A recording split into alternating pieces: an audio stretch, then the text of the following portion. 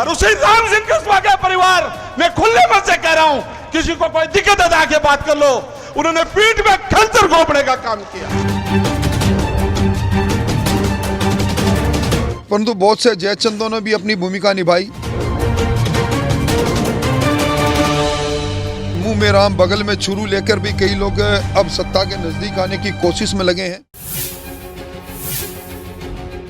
राजस्थान में सबसे ठंडी जगह चूरू में इन दिनों सियासी पारा काफी गर्म है और इसकी वजह है चूरू की तारानगर सीट पर राजस्थान विधानसभा चुनाव 2023 में भाजपा के दिग्गज नेता राजेंद्र राठौड़ की हार और इस हार पर हाल ही में राजेंद्र राठौड़ द्वारा दिया गया बयान।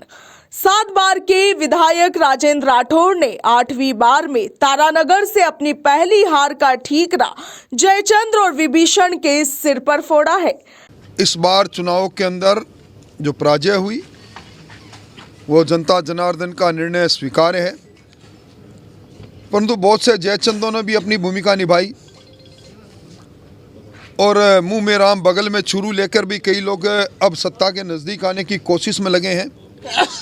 उनके चेहरे से नकाब खींचने के लिए कार्यकर्ता आतुर है। राजेंद्र राठौड़ ने तो सीधे तौर पर अभी तक किसी का नाम नहीं लिया था, मगर उनके समर्थक सीताराम लुगरिया ने सार्वजनिक मंच से राठौड़ की हार के लिए राहुल कस्वा और उनके परिवार को जिम्मेदार ठहरा दिया। बलराम जाखड़ का वो 2004 का चुनाव मैंने देखा है। आपने चुनाव एक लक्ष्मण के रूप में लड़कर राम के सामने एक ऐसा संकल्प लिया और आपने बलराम जाखड़ को धूल चटाई और राम सिंह कस्बा को यहां से विजय बनाया। और उसी राम सिंह कस्बा के परिवार में खुले मन से कह रहा हूं, किसी को कोई दिक्कत है आके बात कर लो। उन्होंने पीठ में खंजर घोंपने का काम किया।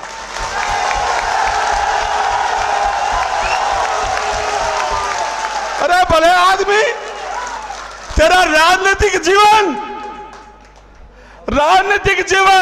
1990 में 189 वोटों से शुरू कराने वाला राजेंद्र राठौड़ था और आज अंत भी यह चूरू नहीं पूरे राजस्थान में एक आंख लग गई है कि राहुल कस्वा, तूने, तेरी मां ने और तुम्हारे पिता ने गांव-गांव नारे में घूमकर और तूने जो कार्य किया है, नहीं राठौड़ साहब, गद्दारों की कोई जगह नहीं है।